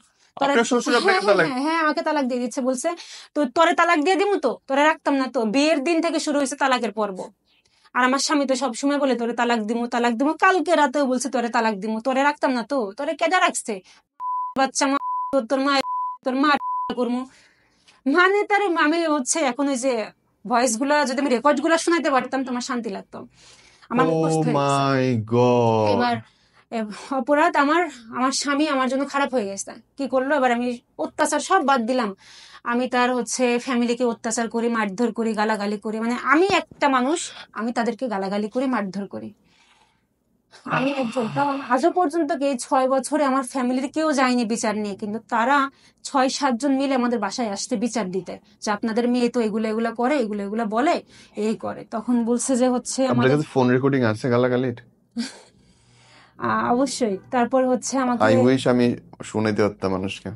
তো আমার তখন আমার ফ্যামিলি শুধু একটা কথাই বলছে, যে আপনারা এতজন এত বিচার দিচ্ছেন, এত কথা বলছেন, আমাদের ঋতু তো কখনো আপনাদের সম্পর্কে কথা বলে নাই। তো ওরা যদি মানুষ হইতো, তো ওই জায়গায় লজ্জা পাইতো। তো আমরা কি বলতে আসছে জায়গায়, আমি কিন্তু স্বীকার করি না, আমি স্বীকার করবো কেমনে, আমার তো লজ্জা লাগে। ওনারা নিশ্চয়ই বলছে যে হ্যাঁ আমরা ভালো মানুষ এই হ্যাঁ, জন্য। হ্যাঁ, তখন বলছে আমরা ভালো মানুষ বলেই তো আমাদের সম্পর্ক করে নাই, আমরা তো ভালো। क्या बात है! এবার পাড়া মানুষ, পাড়া প্রতিবেশী আছে না, পাড়া প্রতিবেশীর লোক তো আমাকে আরো দেয়, মানে এখনকার অবস্থাটা কি বলতো? এখনকার অবস্থা, আমার হাজবেন্ড আর হচ্ছে সব কেটে দিলাম। শ্বশুর বাড়িতে অনেক, আমি অনেক অত্যাচার আমি সহ্য করছি, অনেক। আর আমি তো খারাপ বলেই দিলাম, আমার লাইফের গল্পটাই লিখবেন যে আমি খারাপ, হুম, সামনে লিখে দিবেন যে আমি খারাপ। একটা খারাপ মেয়ের গল্প। হ্যাঁ, একটা খারাপ মেয়ের গল্প, আমি খারাপ। আমি, আমার হাজবেন্ড কালকে রাতে আমাকে বলছে যে ওপরে যেটা হয় না, উপরে তুই হলি সেইটা, মানে আমার উপরে। এই যে আমার 9 বছর তার সাথে সম্পর্ক, সে আমাকে একটা ছবি দেখাক যে একটা ছেলের সাথে হাতে হাত রেখে আমি কফি শপে কফি খাচ্ছি, আমাকে দেখাক এরকম, বা অমুকের সাথে আমার সম্পর্ক হয়েছে, এরকম দেখাক, তাইলে আমাকে সে দেখাক, প্রমাণ দিক তাহলে যে আমি পরকিয়া অভিযোগ করি। কি আপনার বা বিরুদ্ধে? তার হচ্ছে না, অভিযোগটাই তো বলবো যে তার টাকা আমি মেরে খাইছি 10 লাখ, এমন না আজকে এত বছর বিয়ে হওয়াতে আমার সে 10 লাখ টাকার মালিক। আপনার বিরুদ্ধে তার অভিযোগ কি? অভিযোগটা এটা। এবার ও পেটে আসলো, কি অভিযোগ? এই যে বলবো, ও পেটে আসলো, আসার পরে এখন আমার খুব সিমটম গুলো অন্যরকম, আমি গন্ধ সহ্য করতে পারতাম না, এখনো পারি না, এই বাচ্চাটার বেলায়ও। তো ওর ভাইরা তো, আমাদের রুমে কি কোনো গন্ধ লাগতেছে? না, না, না, আপনি প্রেগনেন্ট আমি জানতাম না, আমি না, জানলে না। হয়তো তো অন্য ব্যবস্থা ওর নিতাম। ভাইরা তো অনেক মানুষ ফ্যামিলিতে, আমার শ্বশুর বাড়িতে সব পুরুষ মানুষ, আমার ভাসুরের 2টা ছেলে উপযুক্ত, ভাসুরও শ্বশুরও সবাই পুরুষ মানুষ। তো এক এক সময় এক একজন আসে, গোসল করে, লোশন মাখে, এটা খায়, শুটকি খায়, আমি তো এগুলা জি। না। তখন আমি বলছি আপনার কাছে আমার একটাই অনুরোধ, আমার দাদার বাসায় আমার একটু যাইতে দেন, আমার ফুপু দাদাদের মুখ দেখলে আমার মনে হয় একটু ভালো লাগবে, আমার ফুপুর হাতে রান্না খেলে মনে হয় আমি খেতে পারবো, আমাকে একটু যাইতে দেন। বলছে তুই কই যাবি, তোর কেউ খোঁজ নেয়? আমি বলছি, আমার কেন খোঁজ নেবে? আমি তো নিজের পছন্দে বিয়ে করছি, আমার তো খোঁজ নেওয়ার কথা না। আমাকে তারা কেন খোঁজ নেবে? আমার কথা হচ্ছে আমি ভালো থেকে তাদেরকে দেখাই দেবো যে দেখো আমি ভালো আছি, আমি চ্যালেঞ্জ হচ্ছে জিতে গেছি, আমি ভালো আছি। কিন্তু আমি তো ভালো নাই, কিভাবে তারা আমার খোঁজ নেবে? আমি তো ভালো কথা বলতে পারি না যে আমি ভালো আছি ফুপু বা দাদা। এমন থাক, আমার খোঁজ তাদের নেওয়া লাগবে না, আমি যাব ওখানে, আমাকে একটু যাইতে দেন। দিল না, বলছে না তুই যাইতে পারবি না। পরবর্তীতে ওর ভাইকে, বড় ভাইকে অনেক রাজি করে ওর বোনের বাসাতে, আমার দাদার বাসায় যাওয়ার জন্য আর কি। ও যে জীবনে প্রথম আমাকে কিছু গিফট, হয়েছে সাবান টাবান, তেল সাবান দিছে বিদেশ থেকে আসার পর 21 সালে। ওর বোনকেও যা দিছে, ভাবিকেও যা দিছে, আমাকেও তাই দিছে, সেম টু সেম, সমান সমান। গলার সেট নিয়ে আসছে, ওর বোনকেও যা দিছে, ভাবিকেও তাই, আমাকেও তাই। কিন্তু সবারটা সবাইকে দিছে, আমারটা আমাকে দেয়নি। আমি যদি চুরি করে ভেগে চলে যাই, তো আমারটা আমাকে দেয়নি। থাক, সমস্যা নাই। এবার ইটালি সে চলে গেল, যাওয়ার পরে তার, সে যে আমার সাথে রুমে আসছে, রুমে যে শুয়ে আছে না, সরি, ইটালি যাওয়ার আগে রুমে শুয়ে আছে, তার বোনের আসি হয়েছে, আছি বলতে কি বাচ্চা হয়েছে। তো এখন ও যে ইটালি থেকে আসে ওই দিনই বাচ্চাটা হয়েছে। তো আমরা ঢাকা থেকে যাওয়ার পরে যাই হোক দেখা সাক্ষাৎ করে গেলাম। এয়ারপোর্টের কথা তো বলাই হলো না, ইটালিতে যেভাবে দেখা হয়েছিল, যাই হোক এটা বাদ দিলাম, মানে ইয়ে করতেছি। তো গেলাম। ওর রাতে যে আমরা স্বামী স্ত্রী শুয়ে আছি না, ও বলতেছে যে আমার হচ্ছে বোনের ছেলে কান্না করছে, যাও কোলে নাও গা। আমি বলছি, আছি ঘরে, আমি তো ছোট এইটুকু বাচ্চা, খুব অপুষ্ট হয়েছিল, আমি ওরে তো আমি কোলে নিতে পারবো না, যদি পড়ে টরে যায়। আর যেহেতু অনেক মানুষ আছে, আমার তো নেওয়ার প্রয়োজনে পড়ে না, আমি দিনের বেলায় নিব। আর এই শীতের মধ্যে টিনের ঘর, আমি উঠতে পারবো না, থাক, বুঝলেন। আর আমার কাছে দিবেও না, যেহেতু বাচ্চা আমার কাছে থাকবে না, আমার কাছে আপু দিবেও না। তো ঠিক আছে, আমি গেলাম না। তো এই নিয়েও আমার হাজবেন্ড আমার উপর একটা বিষাক্ত হয়ে গেল যে আমি নাকি তাকে কোলে নিই না, কিন্তু বাচ্চাটা আসলে অপুষ্ট ছিল, এইটুকু ছোট্ট বাবু, আমি কোলে নিতে পারবো না। তো আমার ননদ অনেক রকমের ক্রাইসিস তৈরি করলো, আমি এমন সেমন যে অনেক অত্যাচার, ঝগড়া মারামারি হইলো। এবার আমার স্বামীও আমাকে মারলো তার ভাইয়ের কথা মতো, যে একটু টুকিনাকি যেটাই হলো, মারধর করা শুরু করে দিল। মানে আপনি কিছু বলতেছেন, মার দেওয়া শুরু করলো, বাবা কিছু বলতেছে, মার শুরু করে দিচ্ছে, ভাই কিছু বলছে, মার শুরু করছে। মানে সে যে আমাকে রুমের মধ্যে শাসন করবে না ওটা না, মানে সবার সামনে আমাকে উলঙ্গ করে পিটানো মতো। মানে আমার যে একটা সম্মান বোধ, ওই জিনিসটা সে আমাকে দিল না। ফোনেও দেয়নি, বাস্তবেও সে আমাকে দিল না, যে কারণে শ্বশুর বাড়িতে আমি কখনো সম্মান পাইলাম না। এখন বর্তমানে যেটা হচ্ছে, আমার জন্য আমার স্বামী খারাপ হয়েছে, আমার জন্য আমার স্বামী পরকিয়া করে। কেন পরকিয়া করে? আমার মেয়ে যখন পেটে ছিল, আমার ননদের বাসায় আমি ঢুকলাম, ঢোকার পরে এখন আমার, যেহেতু ওই যে লাগেজটা আমি নিয়ে গেছি, যে আমার বিয়ের সময় তো একটা কোমা লাগেজ দিছিল, আমি তোমার ফুপুদেরকে দেখাবো যে দেখো আমার স্বামী আমাকে বড় একটা লাগেজ দিছে, দামি একটা লাগেজ দিছে, আর কত সাবান শ্যাম্পু দিছে, আমি তো সবাইকে দেখাবো। আমার তো ভিতরে কেমন একটা হচ্ছে যে আমি সবাইকে দেখাবো যে আমার স্বামী কত কিছু আমাকে দিছে। স্বর্ণ তো নিয়ে যেতে পারি না, ওটা ওর ভাবির কাছেও দিয়ে রাখছে, কিন্তু সাবান গুলা, শ্যাম্পু গুলা তো আমি নিছি, যেগুলা দেখো আমি সবাইকে দেখাবো। আমি তো লাগেজটা ধরেই নিয়ে গেছি যে আমি আমার ফ্যামিলিকে দেখাবো। কিন্তু তার বোন একই কথাই বলে, তার ভাইও একই কথাই বলে, তুই যদি আমাদের বাসা থেকে রামপুরায় তোর দাদার বাসায় যাস, তো তোর জামাই তালাক দিয়া তারপরে যাবি। তালাক, শুধু তালাক, ডিভোর্স আর তালাক, এটা ছাড়া কোনো কথাই নাই, শুধু তালাক, কথায় কথায় তালাক, তালাক আর তালাক। সো দেশে ফেরার পরে জামাই পরকীয়া শুরু করছে। হ্যাঁ, বাহ। দেশে ফেরার পরে বলতে ওই যে ভাইয়ের সাথে আমার একটা দ্বন্দ্ব হয়, হাতে রাগারাগি করে আমি চলে যাই। আমার বাচ্চা আমি নিজে একা জন্ম দিই, আমি কারোর কাছে এক গাল ভাতও পাইনি, কারোর কাছে না। মানে কি চাচি, চাচা বা পাড়া প্রতিবেশী, কারোর কাছে না, আমি কারোর কাছে সাহায্য পাইনি, কারণ আমি খারাপ মানুষকে বিয়ে করে ফেলছি। এর মধ্যে আমার হাজবেন্ড সবাইকে ফোন দিয়ে দিয়ে বলতো যে আমি তো তার ভাই বোনকে মেরে 15 লাখ টাকা নিয়ে ভাগছি। আমি আর গ্রামের জায়গা পাই না, গ্রামে থাকতে পারি না, মানুষ এক একজন এক এক কথা বলে। না পেরে আমি চুয়াডাঙ্গাতে একটা বাসা, একটা রুম ভাড়া নিয়ে ওখানে আমি থাকছি। আমার মেয়ে জন্ম দিচ্ছে আমি একা। সিজারে যখন আমি যাই, আমার বংশটা আমি নিজে দেই, আমার বোন, আমার বংশটা আমি নিজে দেই, কেউ ছিল না। ওনারা ডাক্তার, স্বামী স্ত্রী ডাক্তার, দুজনেই হাজবেন্ড ওয়াইফ। আমার বংশই আমি নিজে দিই, আর আয়ারা ছিল, আমার পাশে কেউ ছিল না। তো আমার চাস্তো বোন একটা, ওকে ডাক দিছিলাম আমি, অনেক ছোট বলতে ইন্টার পরে। তো ও একটু ছিল ওর বাবাকে ফোন দেওয়ার জন্য, ওর বাবা ফোন রিসিভ করে না।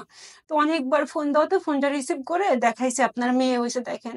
তো ওর কানে আজানের ধ্বনি না দিয়ে ওকে বলা হয়েছিল যে তোমার মাকে তালাক দিব, তোমাকে একটা নতুন আম্মু নিয়ে এসে দিব। ফার্স্ট আমার সন্তানের কানে এটা দেওয়া হয়। তারপর থেকে আমার যাক সব এভাবেই যাচ্ছে দিন। বাচ্চা হলো, আকিকার দিলাম। তার বোন বলে এত দিছিল কিছুর পর তুমি আরেকটা বাচ্চা নিয়ে স্বাদ নিলা কোত্থেকে? তোমার এত এটা এত চুলকানি কিসে? সরি, এই বাচ্চাটা আমার ভুলে হয়েছে। আমি নষ্ট করার অনেক চেষ্টা করছি, ডিএনসিও করতে গেছি, কিন্তু আমার ব্লাডে যেহেতু ব্লাড অনেক কম বলে আমার ডিএনসি হয়নি। আর আমার এই সিজারটা মাত্র 19 মাস হয়েছে, যে কারণে ডিএনসি আমার করলো না। 19 মাসের মধ্যে তুমি আবার প্রেগনেন্ট, হ্যাঁ, এবং ওই লোকের সঙ্গে যে এই লোক লোকের তোমার সাথে সন্তানকে বলতেছে যে তোমার আমি নতুন মাইনা দেব আল্লাহর নাম না দিয়ে, তাই এটা না, তার প্রথম সে শোনা কথা। পুরো সব সময় যে আমি যদি অনেক এবং ফোন তুমি দিই, বলবা যে এটা ভালোবাসা? আমি যখনই তাকে ফোন দিই সে একই কথা তুমি বলে। বলবা যে তোমার এটা তোমার হাজবেন্ড ওয়াইফের ভালোবাসা? এটা তোমার মনে হয়? তো সে সব সময় একই কথাই বলবে যে তোকে তালাক দেব, হচ্ছে তোমাকে নতুন আম্মু নিয়ে এসে দিব। কালকেও বলছে। তো সে হচ্ছে দেশে আসলো আমার মেয়ের যখন 8 মাস বয়স, দিয়ে দেশে এসে এক মহিলার সাথে মিট করলো, দেখা করলো। সে যা যা মাল সামানা নিয়ে আসছে তাকে সবই দিল। আমি ঘরে বললাম, বলার পরে ঘরের লোক আমাকে পাগল বললো, আমাকে অত্যাচার করলো যে আমি মিথ্যা বলছি। এবার সে 5 মাস পরে আবার দেশে আসে, লাস্ট রানিং। এবার এবার দেশে এসে সে ওই মহিলার বাসায় ওঠে, মহিলার মা সহ। মানে মহিলার মাও জানে আর কি, ওই মেয়ের মাও জানে, বউ আছে, বাচ্চা আছে, সব আছে। যে ওখানে 10 দিন থাকে, থাকার পরে ওর বোনের বাসায় এসে 2-1 দিন থেকে আবার বাড়িতে আসে। আসার পরে আমি সুইসাইড, আমার মেয়ের গলাতেও আমি শাড়ি দেই, আমার গলাতেও, মানে দুজনেই সুইসাইড করব, ওর কি কারণ দোষ? সে মালদ্বীপ যাবে। ও যাবে, ওর যাবে। হ্যাঁ, তোমার কারণ জামাই যাবে, তো তুমি সুইসাইড করবে কেন? তুই মরবা কেন? কারণ সে যাচ্ছে মালদ্বীপে, সরি, আমাদের এলাকার একটা মেয়েকে নিয়ে, রাইসাকে নিয়ে। তো আর বোন, আমি তোমারে থামাই, আমি না খুব বিরক্ত এই জিনিসগুলো। কোথায় বিরক্তটা বলি? তোমার হাজবেন্ড তোমার অত্যাচার করতেছে, শারীরিক মানসিক নির্যাতন করতেছে, টাকা দিতেছে না, গালি দিতেছে, যত প্রকারের বাজে জিনিস আছে তোমার সাথে সে হ্যাঁ, করতেছে। সবগুলো করছে। ফাইন, তুমি আসো কেন? এই দোষগুলো 100% একটা মেয়ের দোষ, সে নির্যাতিত হচ্ছে। আসো কেন ভাই? তোমার বাচ্চাকে তুমি নষ্ট করতেছো, তোমাকে নষ্ট করতেছো, আশপাশ সবাইকে নষ্ট করতেছো। হু দা হেল হি ইজ যে ওর পা না চাটলে তোমার হইতেছে না? কে সে? ঝামেলা তো তোমার। একটা সম্পর্ক হয়েছে, বিয়ে হয়েছে, ভালো হয় নাই, ফাইন, চলে আসলাম। তারপরে আবার এত কিছু সহ্য করে তুমি আবার কাঁদতেছো, আল্লাহর কাছে কাঁদতেছো, মানুষের কাছে কাঁদতেছো, নিজের কাছে ছোট হচ্ছে, সবকিছু নষ্ট করতেছো। তারপরে তুমি আবার প্রেগনেন্ট হইলে ওই লোকটা দিয়া, তারপরে বলবা তুমি ওই লোকটার দোষ। এক গাল গালে থাপ্পড় মারছে, তুমি আর এক গাল পাইতে দিতেছো, মারো আর একবার। বলো, প্রতিবাদ করো আমারে, যে বলো ভাই ভাই আমি ভুল বলতেছি। আসলে সমাজের ডিভোর্সটা এত ওপেন হয়ে গেছে যে থাক, ধৈর্য ধরে হয়তো বা স্বামী তো ভালো হয়ে যাবে। স্বামী তো আমাদের ইচ্ছা মতো কুপাইতে পারে, ইচ্ছা মতো আরেকজনের নিয়ে ঘুরে বেড়াইতে পারে। স্বামী তো। তুমি এত গোবে ছাড়া কবে থেকে হইলা?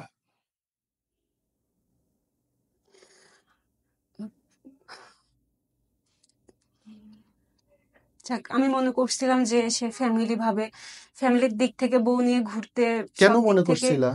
সে কখন লজ্জা তোমাকে পায়, এই কিন্তু এই এখন দেখছি সে ঠিকই, সে অন্য না না না মেয়েদেরকে না না, নিয়ে তোমার ঘুরতে পারে, কখন সবকিছুই পারে। কোন প্রেক্ষিতে মনে হলো যে তোমার জামাই তোমার নিয়ে ঘুরতে লজ্জা পায়? সে এত সভ্য শান্ত, সে এত সুশীল, কবে কিসের জন্য মনে হইলো? কোন ইঙ্গিত দিছিল সে? সে তো শুরুর ডে থেকে তোমারে গালাগালি করতেছে, তার মুখের জবান তো সবসময় সেটা। তাহলে কখন তার এত সুশীল লাগলো তোমার? তুমি একটা এতিম মেয়ে, তোমার যে কোনো এক পা উঠানোর আগে 10 বার চিন্তা করতে হবে বোন, যে তোমার ছাদে পাশে কেউ নাই, তোমাকে ধরার কেউ নাই, তোমার মা নাই, বাপ নাই, তোমার ইকুয়েশন অন্য 10 জনের মতো না। আমি তোমার ভাই হিসেবে বলতেছি, দিস ইজ নট ডান। আমি সবাইকে একটা কথাই বলবো, মানুষ যেন পরিবারের অবর্তমানে যে এই কাজগুলো না করে। হ্যাঁ, প্রবাসীরা ভালো, অবশ্যই ভালো, কিন্তু এই কাজগুলো যেন না করে। কারণ আমি বউ হিসাবে তার মন তার কোনো কিছুই আমি পাইনি, আমি তার মন জয় করতেই পারিনি। মানুষটা একটা কুকুর পাললে একটা কুকুরের প্রতি মায়া হয়, কিন্তু কাঁদে, আমার কুকুরের জন্যও কাঁদে মরে গেলে।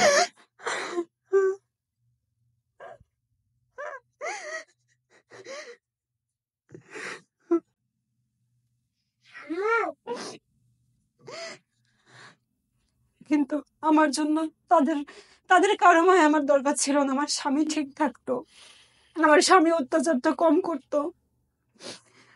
সে শুধু একটা দুর্নামে আমাকে বেশি দিয়ে গেল লাস্টে, যে আমার জন্য নাকি সে খারাপ হয়েছে।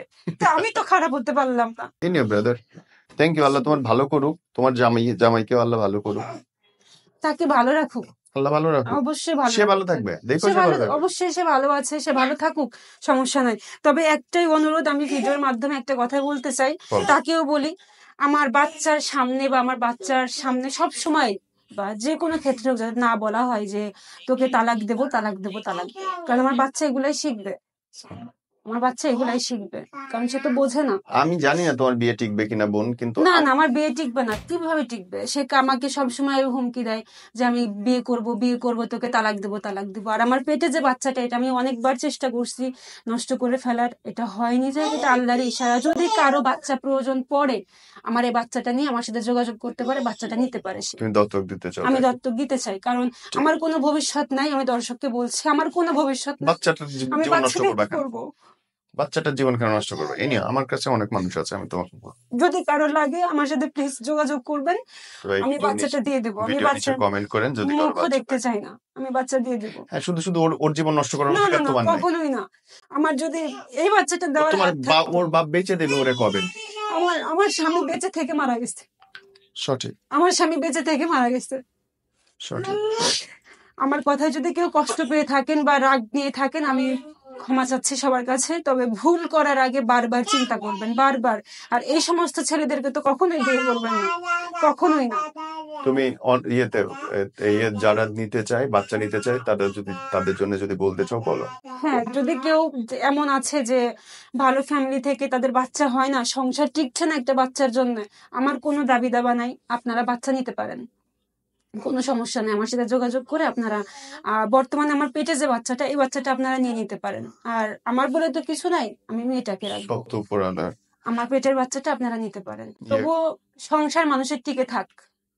ছেলে হবে না মেয়ে হবে দেখছো? না, আমার তো 5 দেখো, মাস চলছে, দেখ, আর এখন তো সরকারের নিয়ম নিয়ম বলবেও করে না, দিছে, দেখতে দিবে না। এনিওয়ে, কারণ আমার সংসার টিকবে না, সংসার কখনোই না। আমার সংসারই হয়নি, এই 6 বছর আমি সংসার পাইনি, তো ঠিক জামাই শখ পাও নাই তো কোনোদিন? না না না। আমি যদি তাকে বলি আপনি আমাকে নিয়ে যান ইটালিতে, বলবে তুই আসবি ইটালি? শুয়ে শুয়ে স্বপ্ন দেখ, তুই আসবি ইটালি? মানে স্বামী তার বউকে নিবে। আমার বিয়ের পর তারা সবাই বিয়ে করে সেটেল হয়ে গেছে, আমি পারি নাই।